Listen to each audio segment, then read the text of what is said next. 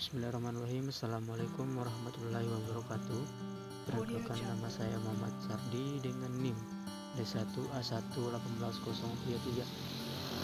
Oke, kali ini saya akan menjelaskan tentang tugas yang telah diberikan oleh dosen mengenai dampak-dampak yang telah diterima oleh masyarakat selama pandemi COVID-19 ini, terutama bagi para pedagang-pedagang kecil seperti pedagang kaki lima lainnya. Oke, langsung saja ke materinya, yaitu dengan adanya virus corona ini banyak orang yang kehilangan pekerjaannya atau mata pencahariannya. Lebih tepatnya mereka yang berjualan kaki lima, karena itu pekerjaan mereka sehari-hari untuk mencukupi kebutuhan hidup. Karena COVID-19 ini mereka tidak ada pendapatan, mereka yang hanya mengandalkan dari pemerintah dan dari lembaga-lembaga lainnya. Yang terdampak virus corona bukan hanya pedagang-pedagang kecil, akan tetapi pedagang-pedagang yang di luar bahan pokok dan kebutuhan seperti pedagang mainan, pedagang aksesoris, dan lain-lain.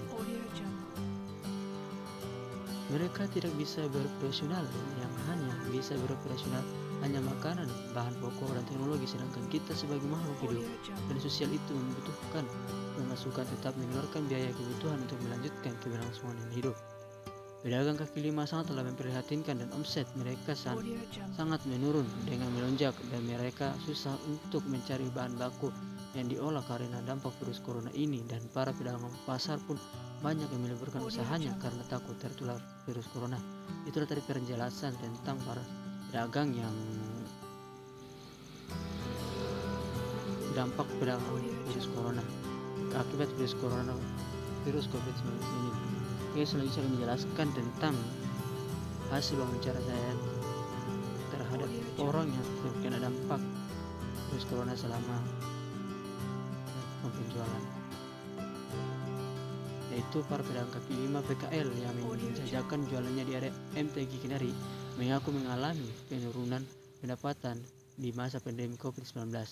Di area ini berbagai pedagang mulai yang menyajikan makanan dan minuman hingga tempat bermain anak-anak berada di tempat tersebut. Seperti yang dirasakan oleh salah satu pedagang bernama Pode, perempuan yang menjual makanan dan minuman itu mengaku pendapatan diperoleh menurun hingga 40%.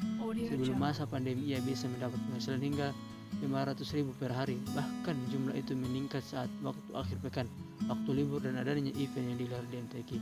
Tapi semenjak adanya COVID-19 ini, biasa saya dapat hanya sampai 300.000 per hari, kadang di bawah jika saya pikir sekali pengunjung di MTQ, kata saat ditemui di MTQ.